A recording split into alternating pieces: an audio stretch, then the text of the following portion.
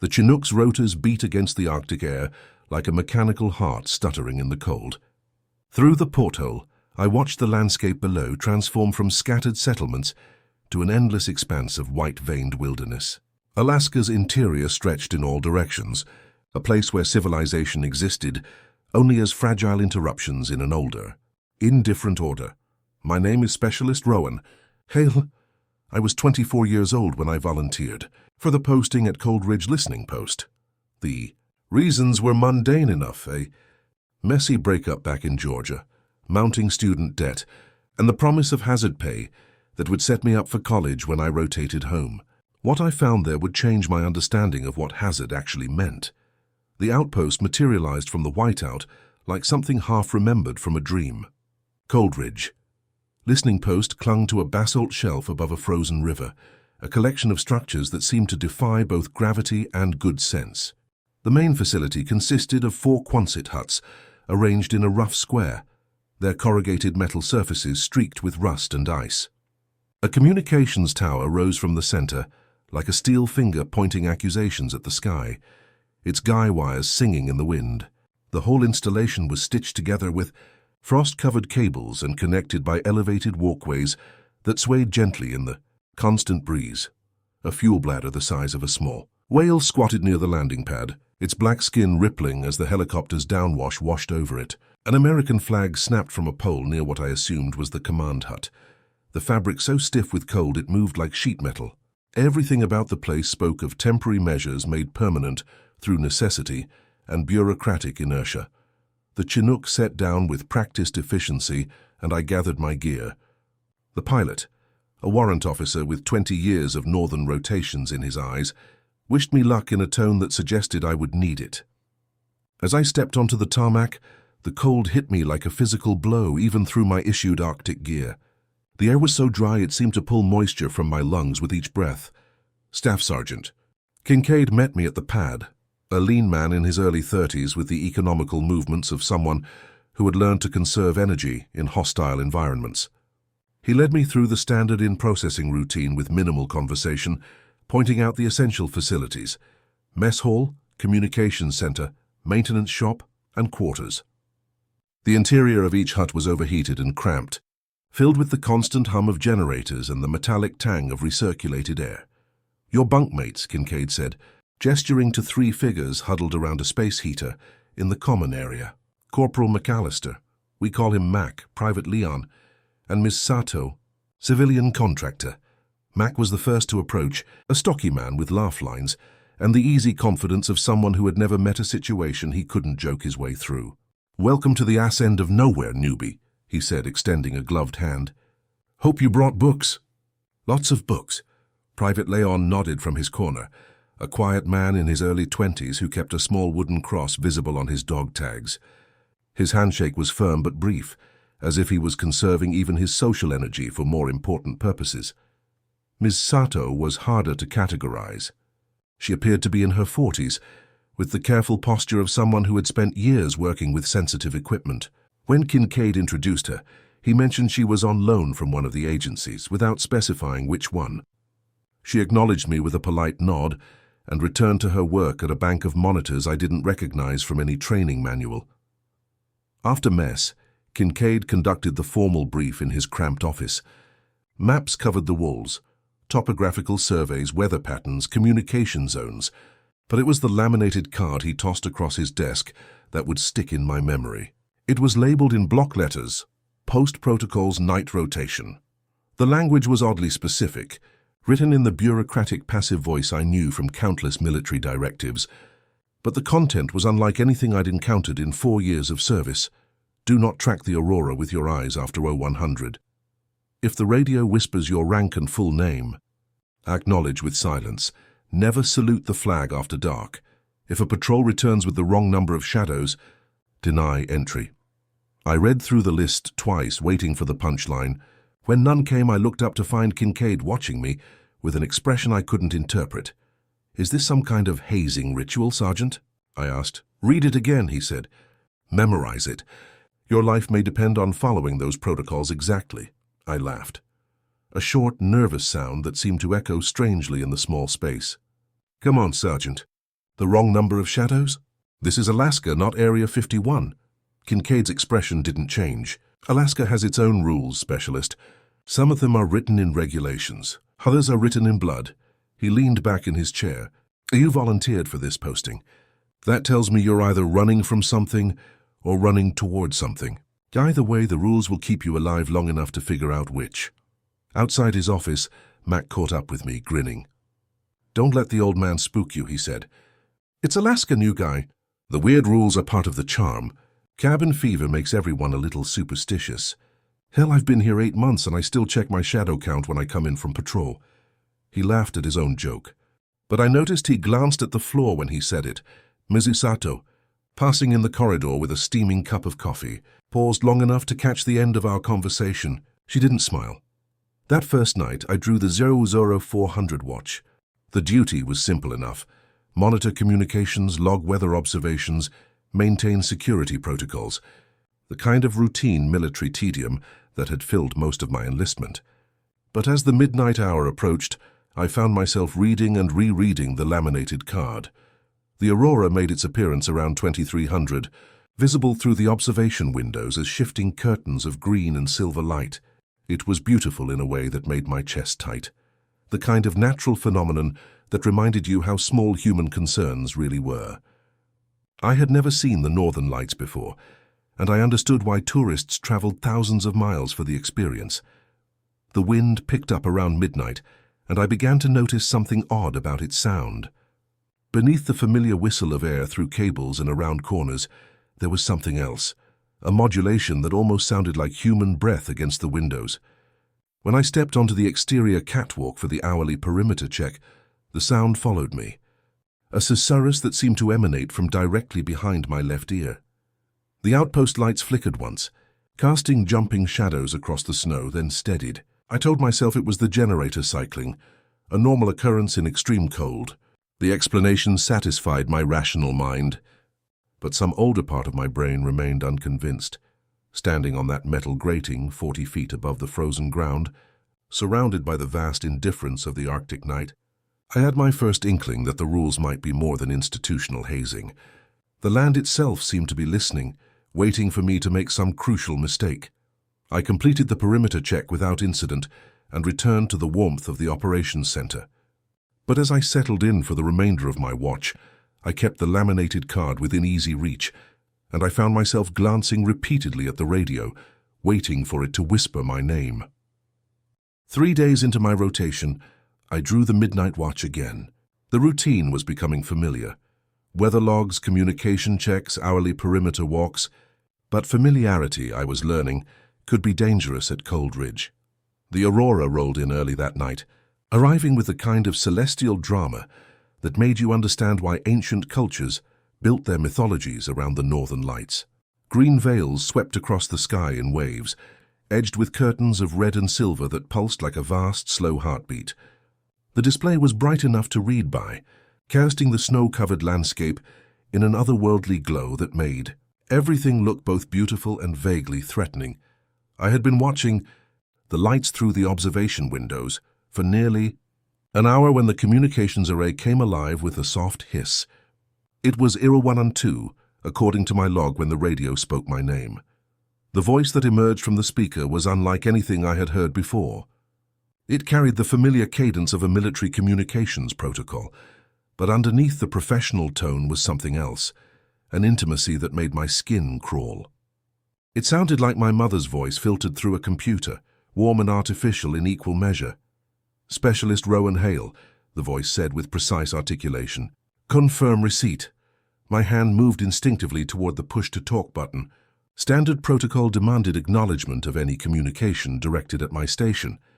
But Rule 2 surfaced in my memory like ice breaking through dark water. If the radio whispers your rank and full name, acknowledge with silence. I hesitated, my finger hovering over the button. The rational part of my mind insisted this was a test, some kind of training exercise or psychological evaluation, but there was something wrong with the transmission. The quality was too clean, too perfect. No static, no atmospheric interference, no background noise. It sounded like the voice was originating from inside the radio itself. Specialist Rowan Hale, the voice repeated, identical in tone and inflection to the first transmission. Confirm receipt. I pulled my hand back from the controls. The room seemed to tilt around me just slightly, as if the building had shifted on its foundation. The sensation lasted only a moment, but it left me gripping the edge of my desk for stability. The voice continued its litany, repeating my rank and name with mechanical precision. Each repetition was exactly the same tone, same pause, same inflection. After the fifth iteration, I reached over and switched off the radio entirely. The sudden silence was almost worse than the voice had been. I could hear my own breathing, the hum of the heaters, the distant thrum of the generator. But underneath these familiar sounds was something new, a quality to the quiet that suggested I was being observed. I forced myself to complete the hourly perimeter check, though every instinct told me to stay inside. The exterior catwalk rang under my boots as I made my way around the compound, checking sightlines and security zones. The aurora was still active, more brilliant than before, and I found myself wanting to look up at the display. Rule 1 stopped me. Do not track the aurora with your eyes after IRO 100. I kept my gaze fixed on boot level, watching my breath crystallize in the sub-zero air. But something moved in my peripheral vision, something that looked like strands of aurora light dipping low enough to brush against the communications antenna. When I turned to look directly, the movement stopped, leaving only the normal aurora display high overhead. I completed the circuit and returned to the operations center. But the feeling of being watched persisted. When I tried to log the evening's events, I found myself unable to adequately describe what had happened. How do you report that the radio called your name? How do you document the sensation of being observed by something vast and patient? I was still struggling with the incident report when Private Leon appeared in the doorway. He was off duty, dressed in thermal underwear and carrying a cup of coffee that steamed in the cold air. His usual quiet demeanor seemed more pronounced, and I noticed his free hand was touching the cross at his throat. "Did it call you too?" he asked quietly. The question hit me like a physical blow. I stared at him, trying to process the implications. "What do you mean?" Leon glanced around the operations center, as if checking for eavesdroppers. "The radio," he said. "It knows our names. All of them." He crossed himself with the hand that had been touching his cross. "I've been here 6 months. It called me the first week. Called me by name and rank, just like it did to you tonight." "How do you know it called me?" "Because you look like I looked afterward," Leon said. "Like you've seen something that shouldn't exist but definitely does." He sipped his coffee, studying my face. "Did you answer it?" "No," I said. "The rules said to acknowledge with silence." Leon nodded approvingly. "Good," Mac answered his first time. "Nothing happened, nothing immediate. But watch his shadow sometime. Really watch it. It doesn't always move with him anymore." He turned to leave, then paused at the door. "The rules aren't hazing, specialist. They're survival protocols written in blood and maintained by people who learned the hard way what happens when you break them." He took another sip of coffee. "Welcome to Cold Ridge. Try to leave with the same number of shadows you brought." After he left, I sat alone in the operations center for the remaining 2 hours of my watch. The radio stayed silent, but I found myself checking the clock obsessively, dreading the moment when it might speak again.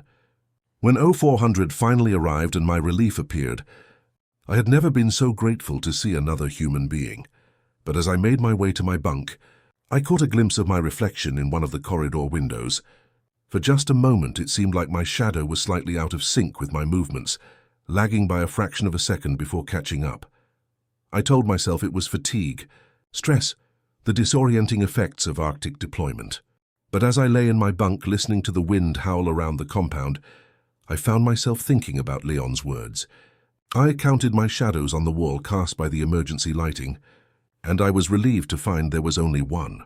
That night, I dreamed of voices calling my name from inside machines, and I woke with the taste of metal in my mouth. Corporal Mac McAllister was the kind of soldier who had never met a regulation he couldn't find the humor in. During my first week at Coldridge, I watched him turn everything into a joke. The food, the cold, the isolation, even the increasingly strange incidents that seemed to plague our small unit. His easy laughter was infectious, a bulwark against the oppressive atmosphere that settled over the outpost like a physical weight. But humor, I was learning, could be a dangerous luxury in a place where the rules existed for reasons that defied rational explanation. The incident began during a routine whiteout drill. The weather had turned savage, as it often did with little warning, and visibility dropped to near zero within minutes. We secured the compound according to standard operating procedure, battened down equipment, and waited for the storm to pass. These whiteouts were common enough that we had developed our own protocols for dealing with them. Card games, storytelling, anything to pass the time until we could resume normal operations. It was during one of these enforced indoor periods that Mac began his commentary on the laminated rule card. "I mean, seriously," he said, dealing another hand of poker, "who comes up with this stuff? Never salute the flag after dark. What's it going to do, salute back?" He chuckled at his own joke, but I noticed the others weren't laughing. Leon crossed himself quietly, and Miss Sato looked up from her equipment with an expression of mild alarm. "Mac," Sergeant Kincaid said from across the room, "maybe save the comedy routine for daylight hours."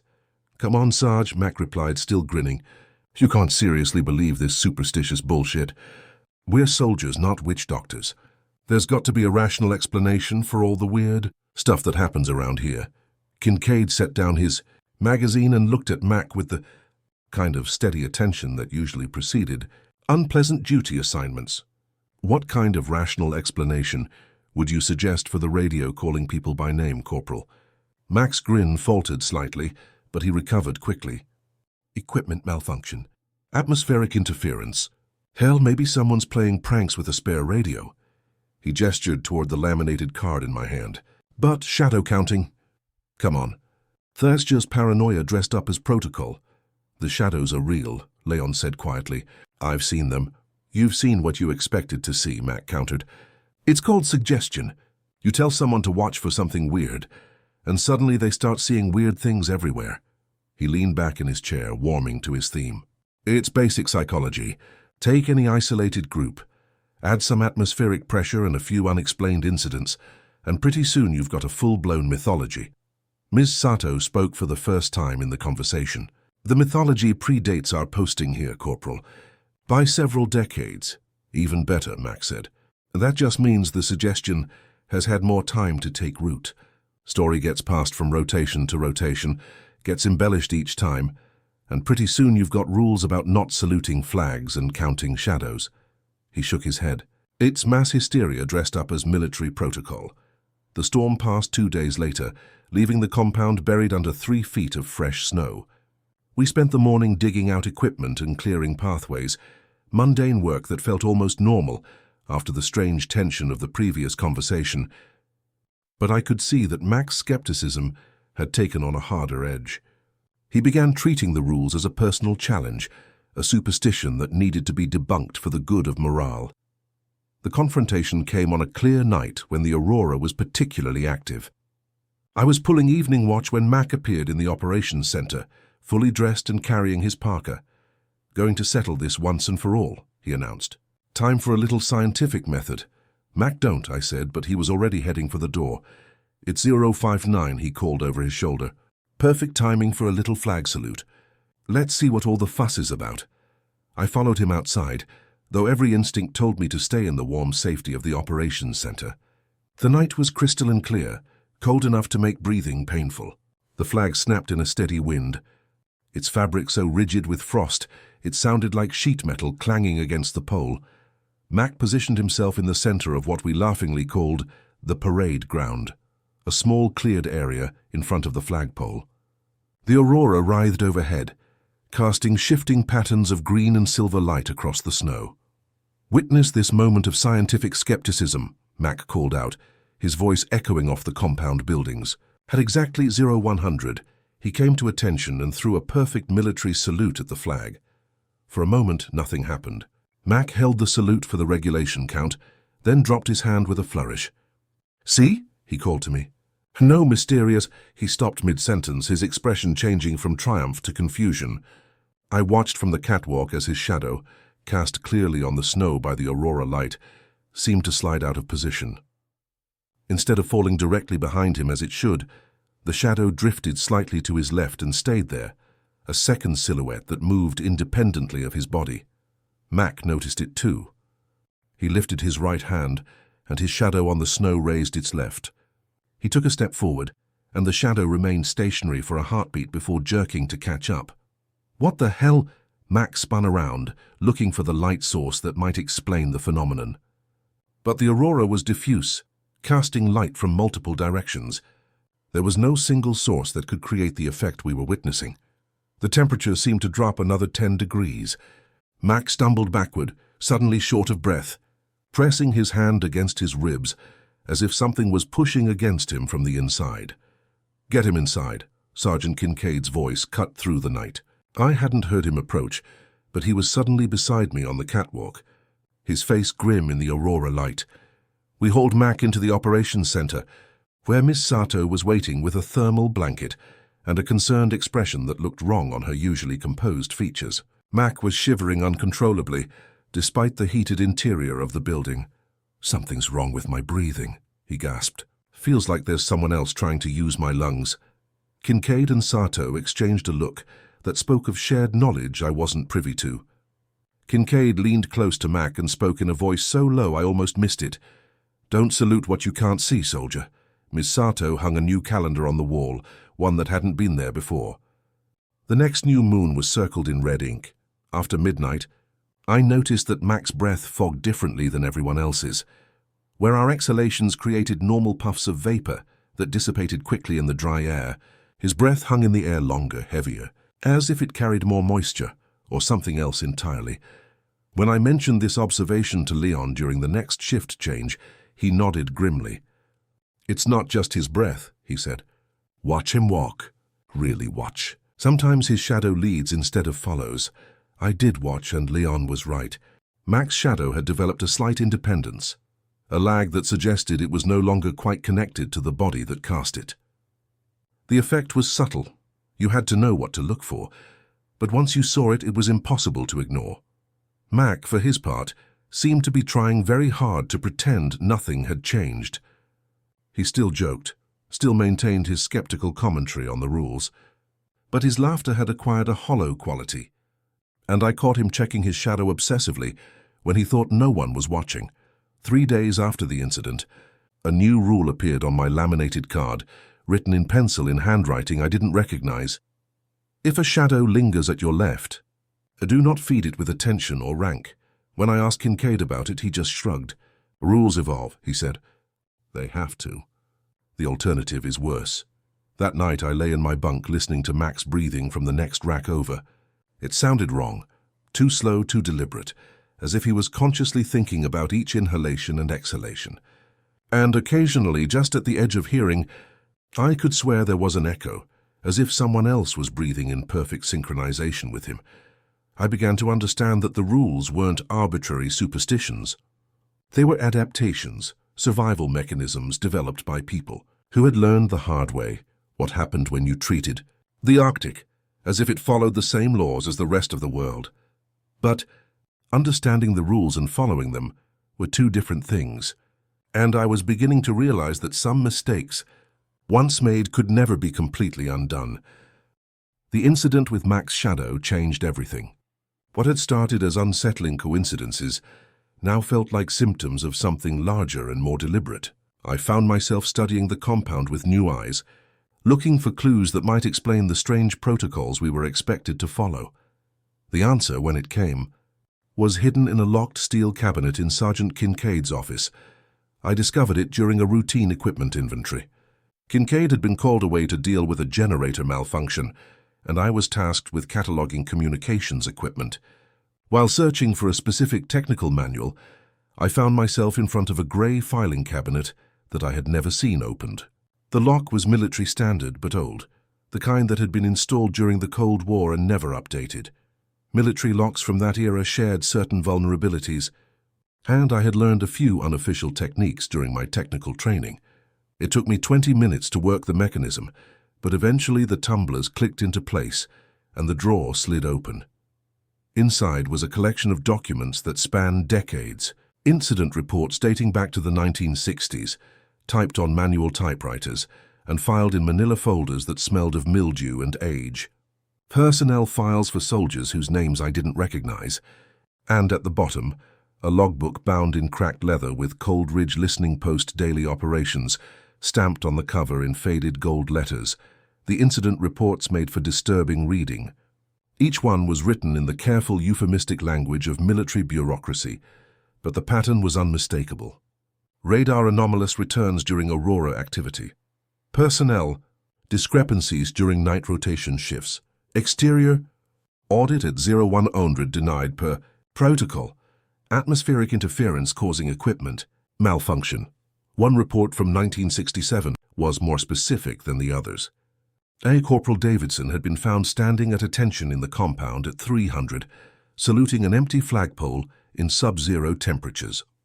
When questioned, he claimed he had been ordered to maintain his salute until dawn by a superior officer who matched the description of a Lieutenant Morrison, a man who had been killed in a vehicle accident 6 months earlier. Davidson was medically evacuated with severe frostbite and what the report described as acute psychological distress manifesting as identity dissociation. The margins of many reports were annotated with strange notations, tiny triangles, numbers that never seemed to add up to 13, and sketches of the communications tower seen from above, as if drawn by someone falling past it. The handwriting varied, but the symbols were consistent across decades of documentation. The logbook was even more revealing.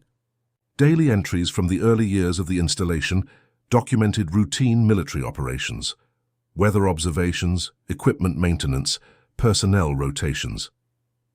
But mixed in with the mundane details were rules that no longer appeared on the current protocol card. If you hear footsteps on the roof during Blue Aurora, switch off all interior lights and count to 12. Do not count 13. When the wind carries voices in languages that predate English, acknowledge with silence and metal touching metal. If shadows move independently during the equinox, remain indoors until the sun changes position. Many of these additional protocols had been crossed out in red ink, with marginal notes indicating protocol discontinued or superseded by current directive.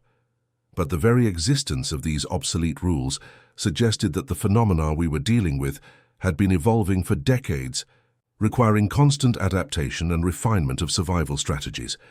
One entry from 1974 was particularly chilling.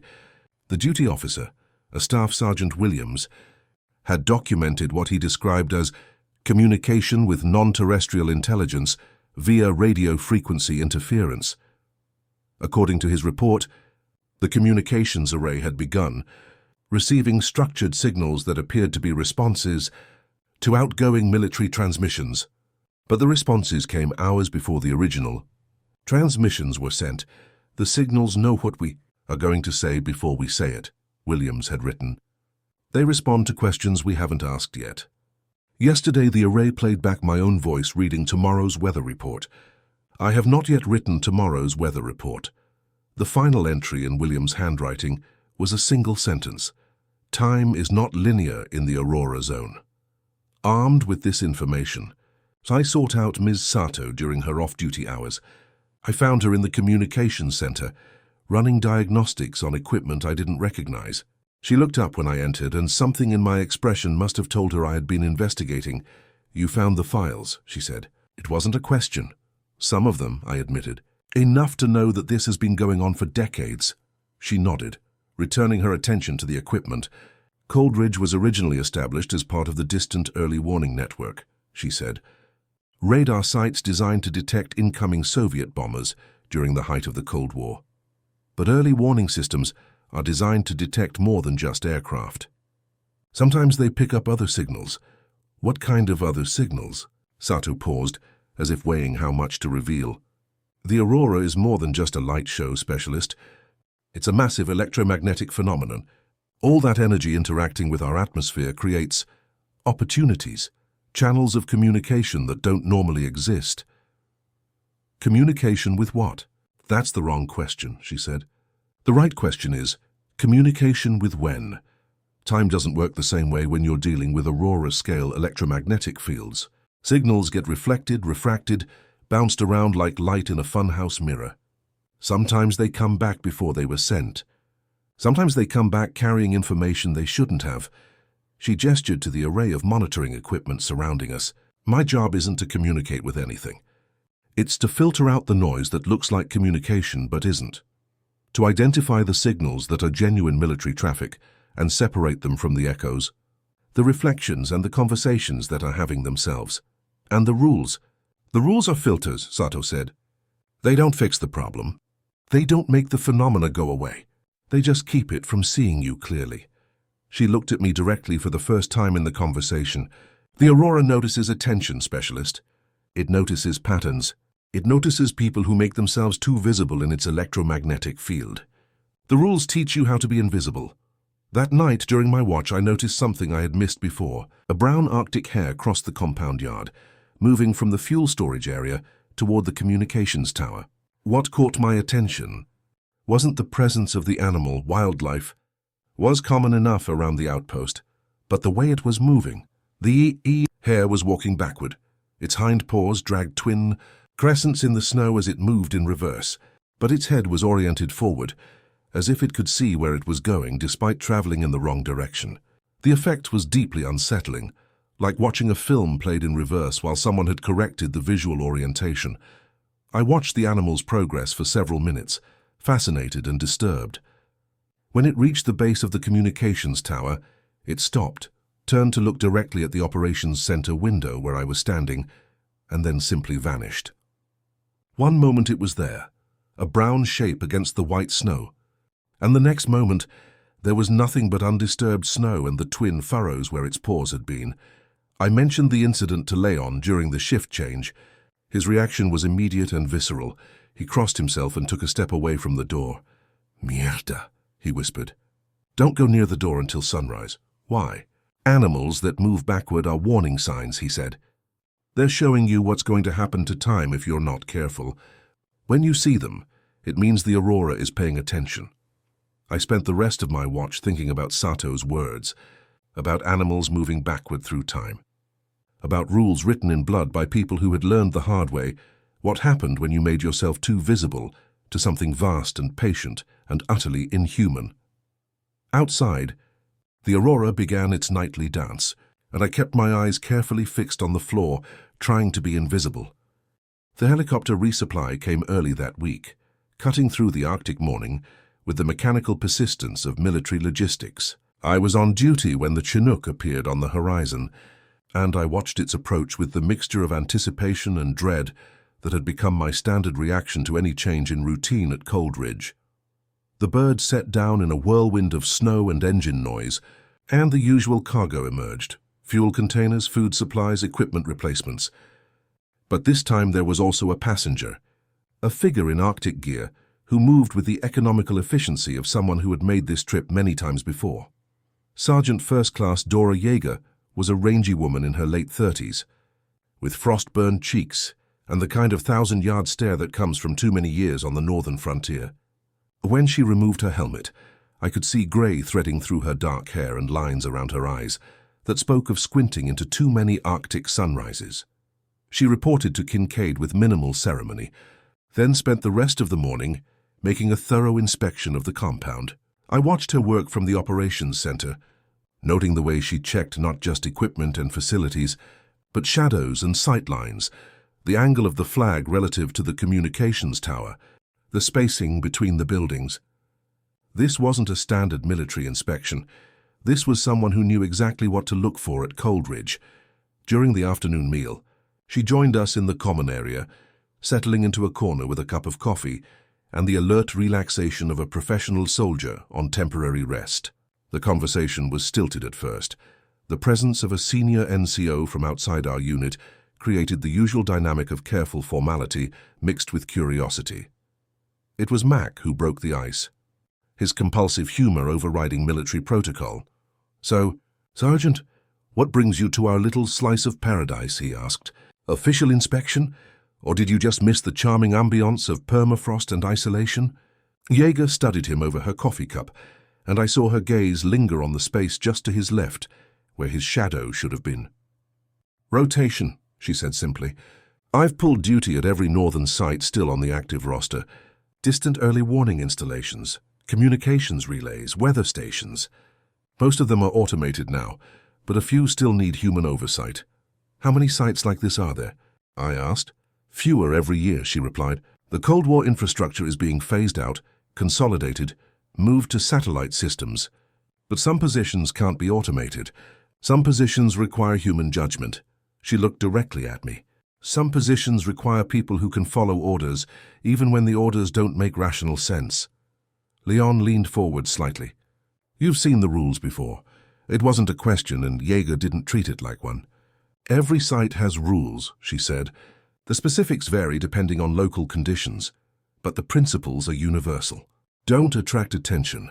Don't break pattern. Don't assume the world works the same way in electromagnetic anomaly zones. Electromagnetic anomaly zones. Mac's skepticism was evident in his voice, though less pronounced than it had been before his encounter with the shadow. Jaeger's expression didn't change. That's the official terminology. Scientists have been studying the phenomenon for decades. High-energy electromagnetic fields interacting with atmospheric conditions can create localized distortions in space-time. Usually minor, a few milliseconds of temporal displacement, small spatial anomalies. But in areas of sustained aurora activity, the effects can be more pronounced. She set down her coffee and looked around the table at each of us in turn. The military has been dealing with these anomalies since we started putting installations in the Arctic. Most of the time, standard protocols are sufficient. But sometimes you need additional guidelines. Additional guidelines, Mac repeated. Is that what we're calling supernatural bullshit now? Jaeger's voice remained level, but something shifted in her posture. A subtle tension that suggested I was looking at a combat veteran who had survived things that would break most people.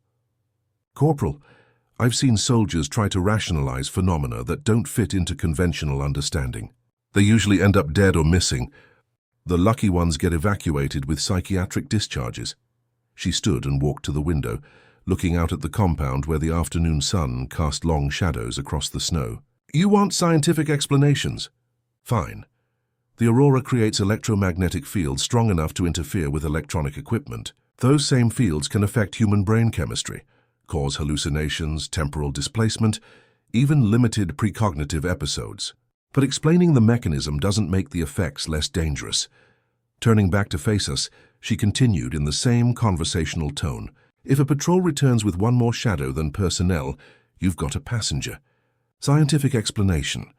Electromagnetic field distortion causing visual anomalies. Practical response. Make them ditch their gloves. If the gloves still steam, their body heat is normal. Let them in. If the gloves don't steam, something else is generating their thermal signature. Open the far door and ask who's missing. You will not like the answer, but you'll be alive to dislike it. The room was completely silent. Even Mac had stopped making jokes. The rules aren't superstition, Jaeger said. They're survival protocols, developed by people who learned the hard way what happens when you ignore environmental hazards. You can call it science or magic or electromagnetic anomalies. The label doesn't matter. What matters is following the protocols that keep you alive. After the meal, I found myself alone with Jaeger in the communications center. She was examining Ms. Sato's equipment with the practiced eye of someone who understood both the official specifications and the unofficial modifications. Specialist, she said without looking up. How long have you been reading the incident files? The question caught me off guard. How did you... You have the look of someone who's been studying the historical record. She straightened and faced me. What did you learn? That this has been happening for decades, that the rules keep changing, that people have been dying or disappearing when they don't follow the protocols. Jaeger nodded approvingly. Good. That means you're taking this seriously. Most soldiers go through 3 phases when they're posted to anomaly zones. First, they think it's hazing or psychological warfare. Second, they try to rationalize everything with conventional science. Third, they realize that survival is more important than understanding. She moved to the window and looked out at the communications tower, where the aurora was beginning its early evening display. The phenomena are adaptive, she said. They learn. They evolve. That's why the rules have to change. What worked in 1967 might not work today. What's really out there, Sergeant? Jaeger was quiet for a long moment, still looking out at the aurora. I've been asking that question for 15 years, she said finally. All I know for certain is that it's old. Older than the installations. Older than human presence in the Arctic. We built our listening posts on top of something that was already here, something that doesn't appreciate the intrusion. She reached into her pocket and pulled out a dog-eared index card, yellowed with age and covered in handwritten notes. "Extra rule," she said, handing it to me. "Not on the official protocol list, but equally important. If the tower hum becomes a human note, touch metal to metal and do not speak." "What does that mean?" "You'll know it when you hear it," she said. "The tower normally generates a specific frequency hum from the electromagnetic field interactions. But sometimes the frequency shifts, becomes something that sounds like a human voice trying to form words. When that happens, you need to ground yourself, physically connect to the building's metal structure. And whatever you do, don't try to respond to what you think you're hearing." I studied the card. The handwriting was cramped but legible, and there were other notes in the margins, additional modifications and clarifications that suggested this card had been passed from soldier to soldier over many years. "Why are you giving this to me?" Jaeger looked at me with an expression that might have been sympathy.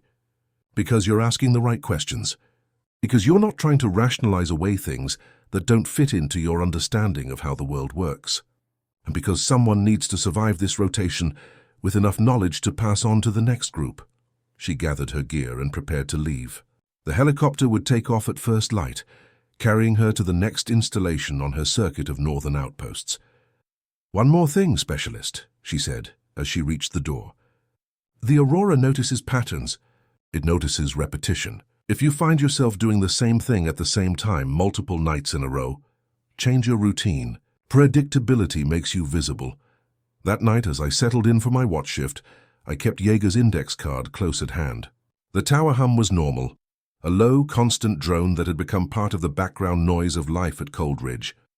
But now I found myself listening for changes in frequency, for the moment when mechanical sound might shift into something uncomfortably human.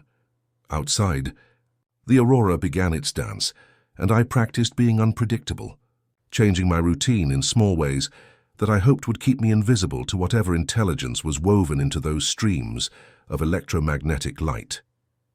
The rules were evolving, and so was I. 2 days of polar twilight settled over Cold Ridge like a grey shroud. The sun barely cleared the horizon during what passed for daytime, casting everything in a perpetual dusk that made it difficult to maintain normal circadian rhythms. Sleep came fitfully, interrupted by dreams of voices calling from impossible directions and shadows that moved. Independently of their casters, it was during this period of extended twilight that the true test came. I was pulling the Irizuzuzu 400. "Watch when the emergency beacon activated." The alert tone cut through the usual background hum of the operations center at Era 107, followed immediately by the crackle of radio traffic from a frequency that shouldn't have been active. "Cold Ridge. This is Tango 7, the voice gasped through the static.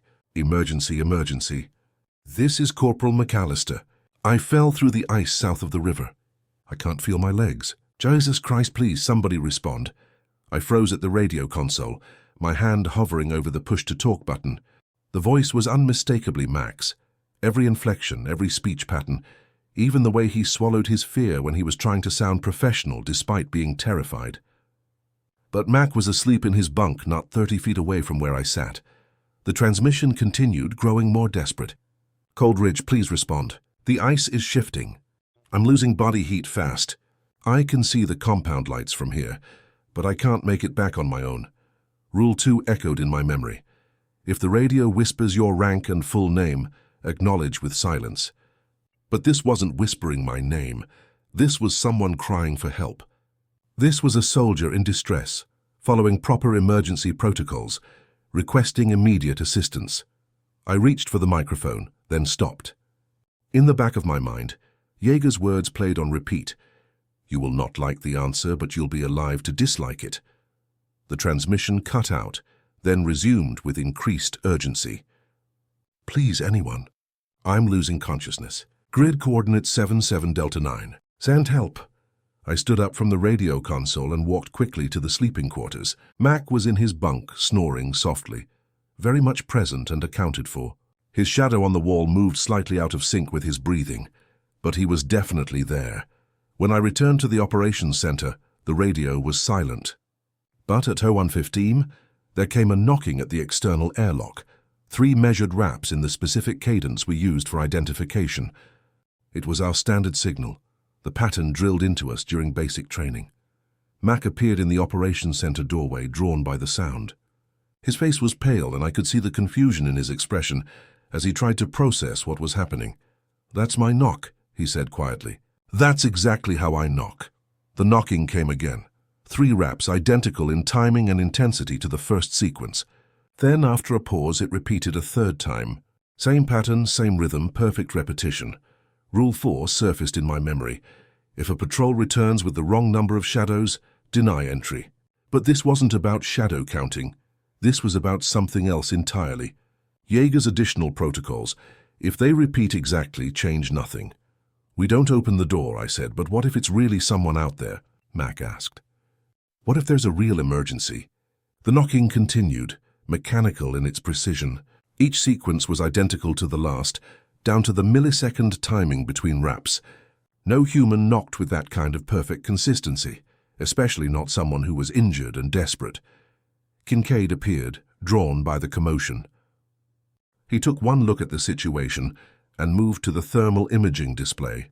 The screen showed a human-shaped heat signature standing outside the airlock, but something was wrong with the image. The thermal pattern was too uniform, too perfect, like a photograph of a heat signature, rather than the dynamic, constantly shifting pattern of a living human body.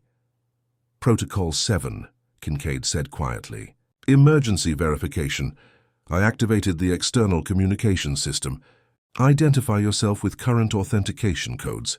The response came immediately in Mac's voice. "Authentication code Delta 779. Corporal James McAllister. Service number 549783321. Request immediate entry for medical emergency." Every detail was correct. Voice service number, even the current daily authentication code. But Mac was standing right beside me, and I could see his lips weren't moving. "Make them remove their gloves," I said. Remembering Jaeger's protocol. "Remove your outer gloves and hold them up to the camera," Kincaid ordered through the intercom. On the thermal display, we watched the figure comply. 2 gloves were removed and held up to the camera. Steam rose from them in the sub-zero air, evidence of body heat, proof of life. But then came Jaeger's crucial test. "How many of you are out there?" The response came after a long pause. "Just me." "Just Corporal McAllister. Then who's missing?" I asked. The radio erupted with sound, not one voice but dozens, maybe hundreds, all speaking at once. Names cascaded through the speaker, a roll call of the dead spanning decades.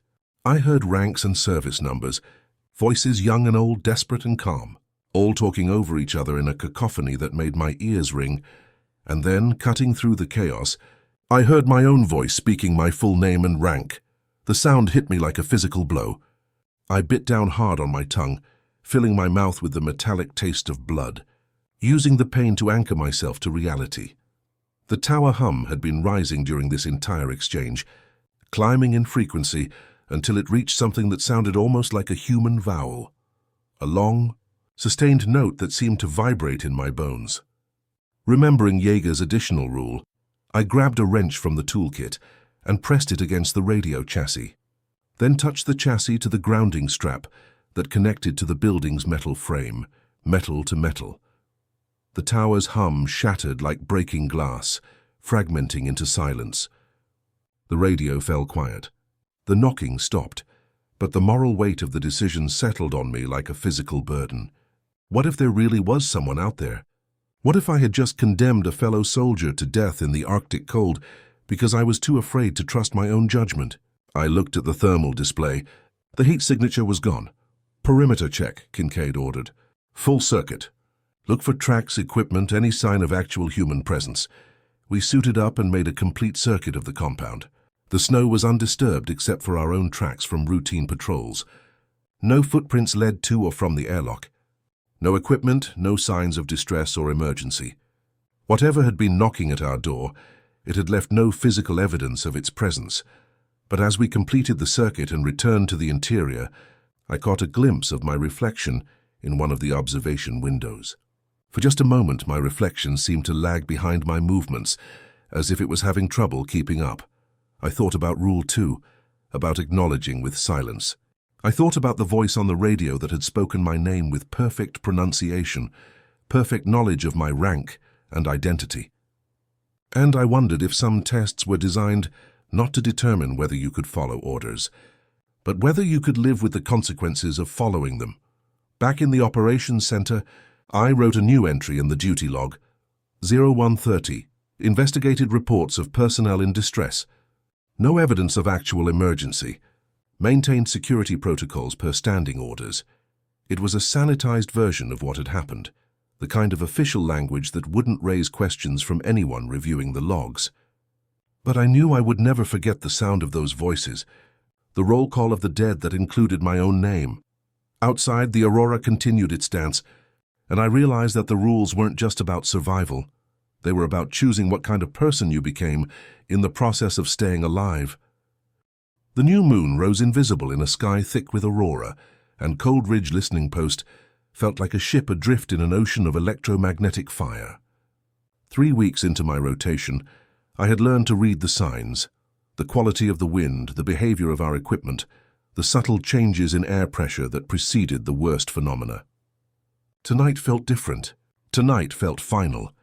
The generator began stuttering at 2130, a rhythmic hiccup that sent the compound's lights into a synchronized flicker. Kincaid and Leon suited up to investigate, leaving me and Ms. Sato to maintain operations from the communications center. Through the windows, I could see them trudging across the snow toward the generator shed, their flashlight beams dancing in the electromagnetic disturbance that painted the sky in sheets of green and silver. "It's getting worse," Sato said, monitoring a bank of instruments I didn't recognize. "The field strength is off the charts. I've never seen readings like this." The aurora fell lower than I had ever witnessed, tendrils of light actually touching the guy wires of the communications tower.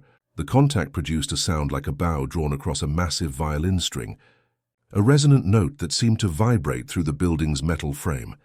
At 2145, the radio came alive with voices, not one voice, but many, dozens of them speaking in unison, creating a chorus that rose and fell like a chanted liturgy.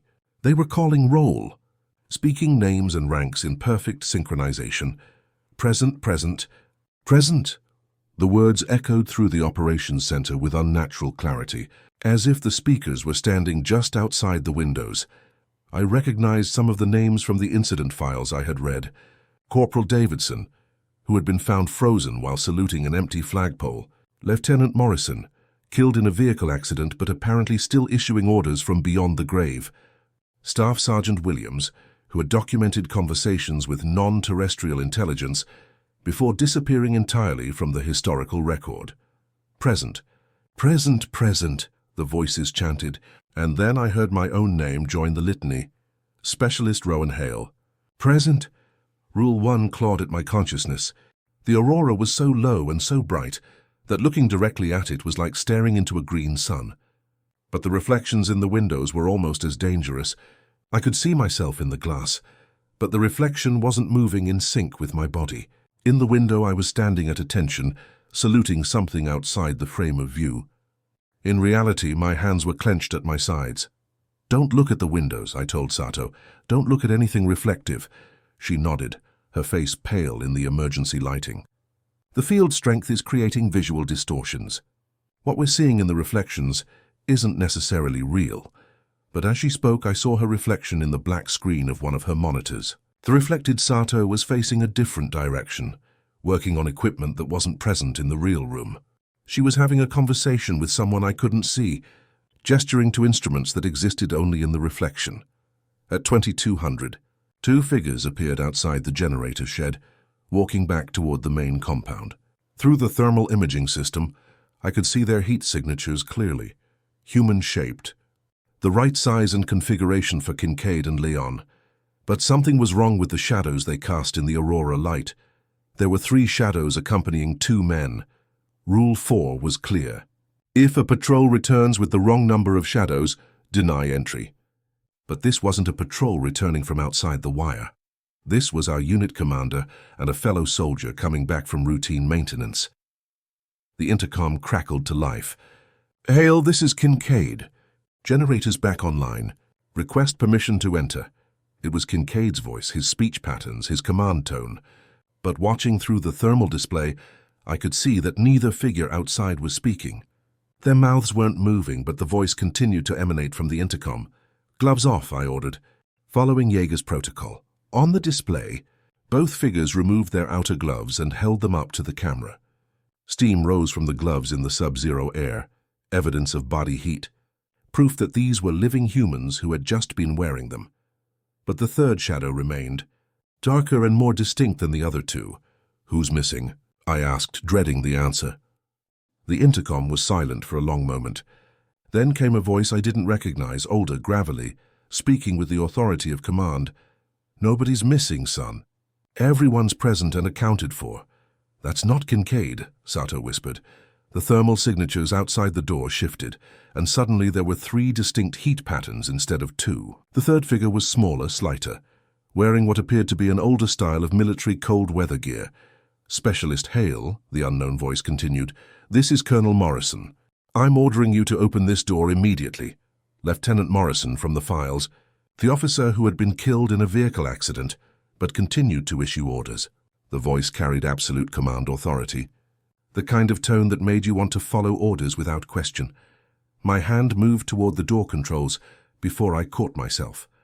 The tower hum had been rising throughout this exchange, climbing from its normal mechanical drone into frequencies that hurt to hear. It reached the human range Jaeger had warned me about, a sustained note that sounded like someone trying to form words. The aurora outside pulsed in rhythm with the sound, as if the entire phenomenon was breathing.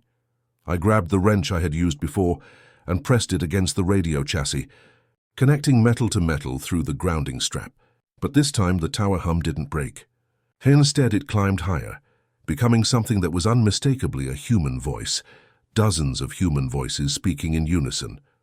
"Open the door, Specialist." That's a direct order. The voices came from everywhere. The radio, the intercom, the ventilation system, even the metal walls themselves seemed to be speaking. The aurora light flickered through the windows in patterns that looked almost like Morse code, but too fast and too complex for me to decipher. Sato moved to her control panel and began shutting down systems. "I'm killing all non-essential power," she announced. "Maybe if we reduce our electromagnetic signature..." The lights went out. Emergency power kicked in a moment later, bathing the operations center in dim red light that made everything look like the interior of a darkroom.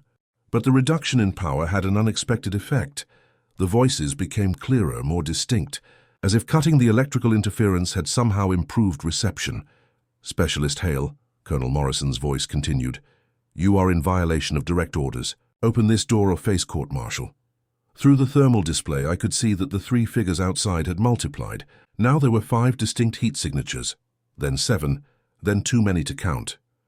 They stood in perfect formation, like an honor guard assembled for inspection. The intercom erupted with roll call again, but this time the names were different. These weren't historical casualties from the files. These were current personnel. I heard Leon's name, Kincaid's, Max, Sato's, and then, cutting through the chorus with devastating clarity, I heard my own name called 3 times in my own voice. "Specialist Rowan Hale. Specialist Rowan Hale. Specialist Rowan Hale." The repetition hit me like physical blows. Each iteration was identical, perfect, mechanical. No human could speak their own name with such precise, emotionless repetition. I activated the blackout switch, cutting power to all external lighting. The compound plunged into complete darkness, except for the aurora display overhead.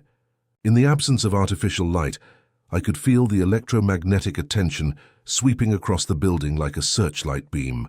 It paused at the windows, probed at the doors, tested the integrity of our metal shell. Sato was counting under her breath. 8, 9, 10, 11, 12. She stopped. The aurora attention moved on, sliding past us like a vast intelligence that had momentarily forgotten we existed. The tower hum dropped back to its normal mechanical frequency. The voices from the intercom faded to whispers, then silence. I brought the lights back online slowly, section by section. On the thermal display, the compound yard was empty. No heat signatures, no figures in formation, no evidence that anyone had been standing outside our door. But as the interior lights came up, I caught sight of my reflection in the window glass. My reflection was standing at attention, saluting something outside the frame. I forced my real body to relax, and after a moment, the reflection caught up with reality. 30 minutes later, Kincaid and Leon returned from the generator shed, the real Kincaid and Leon, verified by proper authentication codes, correct shadow counts, and the simple fact that they looked genuinely confused about why we had locked them out. Radio went dead, Kincaid reported. We were trying to raise you for 20 minutes. What happened? I looked at Sato, who was methodically checking her instruments as if nothing unusual had occurred. Equipment malfunction, she said calmly. Electromagnetic interference from the aurora. We had to shut down non-essential systems until the disturbance passed. It was a lie that felt like truth, a sanitized version of events that would look normal in any official report.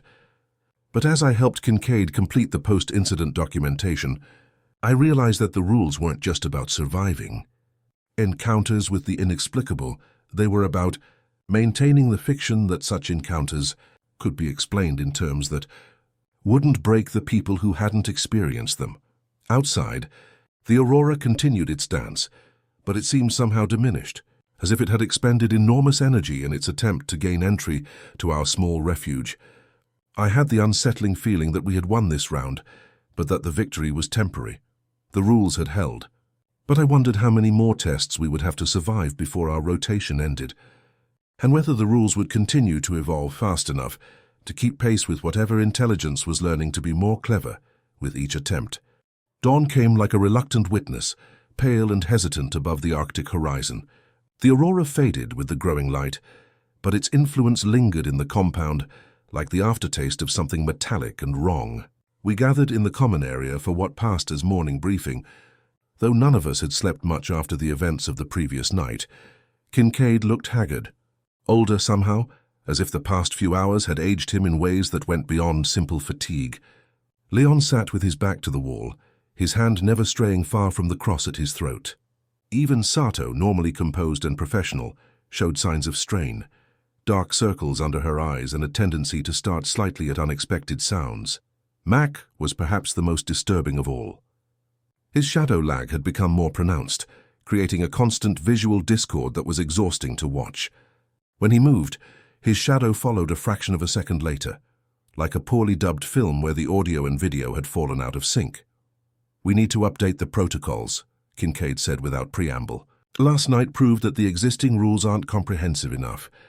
I found myself writing new additions to the rule set, though I couldn't remember making the conscious decision to do so. The words seemed to flow from my pen without deliberate thought. If the knock repeats exactly, change nothing. During Blue Aurora, blackout ops and count to 12. If a shadow lingers at your left, do not feed it with attention or rank. But as I wrote, additional rules suggested themselves, variants and refinements that felt necessary.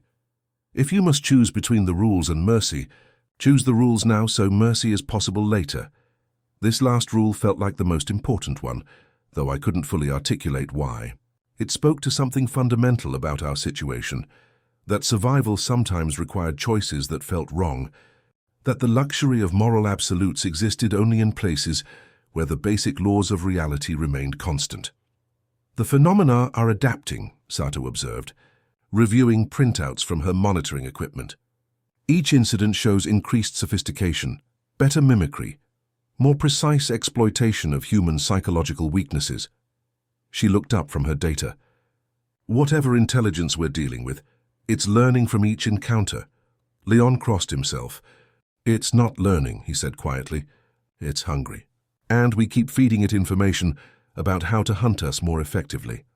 The next few weeks passed in a state of hyper-vigilant routine. We followed the rules with religious precision, modified our patterns to avoid predictability, and documented every anomaly, no matter how minor. The compound began to feel less like a military installation and more like a research station, studying phenomena that existed at the intersection of science and nightmare. Small incidents continued. Equipment would malfunction in ways that suggested deliberate interference rather than random failure. Personal items would be found in locations where they couldn't logically have ended up. The radio occasionally picked up fragments of conversations in voices we recognized, but speaking words none of us remembered saying. One morning, I found a drawing taped to my locker, a child's crayon sketch of the compound viewed from above, stick figures with too many shadows standing in the yard. The drawing style was reminiscent of something a 6-year-old might create in art class, but the perspective was impossible. It showed the compound from an aerial viewpoint that suggested the artist had been floating several hundred feet above the installation when they created it. I showed the drawing to Kincaid, who studied it with the careful attention of someone trying to decode enemy intelligence. "Where did this come from?" he asked. "I don't know. It was just there when I opened my locker." He held the paper up to the light, examining it for watermarks or other identifying features. "The perspective bothers me," he said. "This isn't drawn from ground level or from any of our observation posts. It's like someone was directly above us looking down. Or something," I corrected. Kincaid nodded grimly. "Or something. A month before our scheduled rotation, a helicopter arrived with our replacement personnel. Watching the new soldiers disembark, I was struck by how young they looked, how eager and confident. They had the bearing of people who believed the world operated according to predictable rules. That training and equipment and standard operating procedures would be sufficient for any challenge they might encounter. I recognized myself in their expressions, remembered my own skeptical laughter when Kincaid had first shown me the protocol card. The memory felt like it belonged to a different person, someone who had lived in a simpler universe, where shadows always moved in sync with the bodies that cast them. Private Vega was the youngest of the replacements, barely 21, with the kind of enthusiasm that marked him as someone hungry for advancement and recognition. As I prepared to brief him on the compound's unique requirements, I found myself weighing how much truth to share, how much reality a person could absorb before it broke them. We stood together at the flagpole during the noon hour, when the Arctic sun provided enough light to make the conversation feel normal. I handed him the laminated rule card and watched his expression cycle through the same progression I had experienced. Skepticism, confusion, nervous laughter. "These are joke rules, right?" he asked. "Some kind of initiation thing?" "No," I said. "They're survival protocols. You'll want to prove yourself here. Show your superiors that you're reliable and capable. Do it in daylight. Do it by following orders exactly as written. Do it by assuming that people who survived in this environment before you knew something you don't." I added my own handwritten index card to his bundle, the additional rules I had, learned through experience and nearly fatal mistakes. Metal to metal during tower harmonics. Count to 12 and stop. Never answer your full name when the Aurora calls it. Vega chuckled, exactly as I had done weeks earlier. "Come on, man. This is the 21st century. We're soldiers, not witch doctors." I looked at him and saw myself as I had been, rational, confident, convinced that the universe operated according to laws that made sense. "The rules work," I said simply. "Follow them, and you'll survive your rotation. Ignore them, and you'll become another story that gets passed along to warn the next group." As I prepared to leave Coldridge, I realized that the rules wouldn't end with me. They would continue to evolve, adapting to new manifestations of the phenomena, refined by future encounters with intelligences that existed in the spaces between normal reality. Each rotation would add their own modifications, their own hard-won survival protocols, their own cautionary tales. The helicopter lifted off into a sky that looked deceptively normal, blue and clear, with only the faintest hint of aurora visible in the daylight. But as we gained altitude, I looked down at the compound and saw it as it truly was, a tiny island of human insistence in an ocean of something vast and patient and utterly indifferent to human survival. On the flight south, the helicopter's intercom system came alive with what sounded like routine communications traffic. But underneath the normal radio chatter, I could hear something else, a whisper that might have been my name, spoken in a voice that sounded exactly like my own. I folded my hands in my lap and practiced what the North had taught me. I answered with silence. I counted to 12 and stopped. I touched metal to metal, my dog tags to the helicopter's aluminum deck, and the whisper faded. The rules had followed me home, woven into my nervous system like antibodies against a disease I could never fully cure. But they were also proof that adaptation was possible, that humans could learn to survive in environments that defied conventional understanding. Behind us, Coldridge listening post continued its vigil, maintaining its watch over electromagnetic phenomena that existed at the boundaries of human comprehension. The installation would endure as it had for decades, staffed by a succession of soldiers who would learn the same hard lessons, develop the same survival instincts, and pass the same warnings along to their replacements. And somewhere in the Aurora Zone, patient and vast and utterly alien, something continued to test the boundaries of our small human rules, learning a little more with each encounter about how to hunt in a universe where time wasn't linear and attention was a form of predation. The rules would continue to evolve. They had to. The alternative was extinction. 6 months after my return from Coldridge, I was stationed at Fort Richardson in Anchorage, processing routine administrative tasks and trying to readjust to a world where shadows moved in predictable directions and radios only spoke when humans operated them. The transition had been more difficult than I had anticipated. Normal life felt thin somehow, lacking the hyper-aware intensity that had become second nature during my Arctic rotation. I had learned to sleep through the night again, but my dreams were filled with aurora light and voices calling names from electromagnetic static. I caught myself checking shadow counts in crowded spaces, counting to 12 when mechanical sounds shifted into frequencies that reminded me of human speech, and maintaining situational awareness patterns that were designed for threats that didn't exist in the conventional world. The envelope arrived on a Tuesday morning, delivered through official military mail channels with no return address. Inside was a single photograph, an aerial view of Coldridge listening post taken from directly overhead, showing the compound in perfect detail, despite the fact that no aircraft or satellite imagery should have been able to capture that exact perspective. At the bottom of the photograph, written in block letters with a black marker, was a single sentence: "They remember you." I studied the image for a long time, noting details that shouldn't have been visible from that altitude. Individual footprints in the snow around the compound, the specific arrangement of equipment on the communications tower, even the shadows cast by personnel moving between buildings. But what disturbed me most was the timestamp in the corner of the photograph. It had been taken 3 days ago, long after my departure from the installation. The photograph was accompanied by a brief note written on official military letterhead from Coldridge listening post. "Specialist Hale, hope you're adjusting well to normal duty. Thought you'd want to know that Private Vega has been asking questions about the historical files. Some of the same questions you asked. Figured you might want to reach out to him with some friendly advice. SGT Kincaid." Below Kincaid's signature was a phone number for the compound's communications center. I called that evening. During what would have been the night shift at Coldridge, the connection was scratchy, filled with the atmospheric interference that plagued Arctic communications. But Vega's voice came through clearly enough. "Specialist Hale."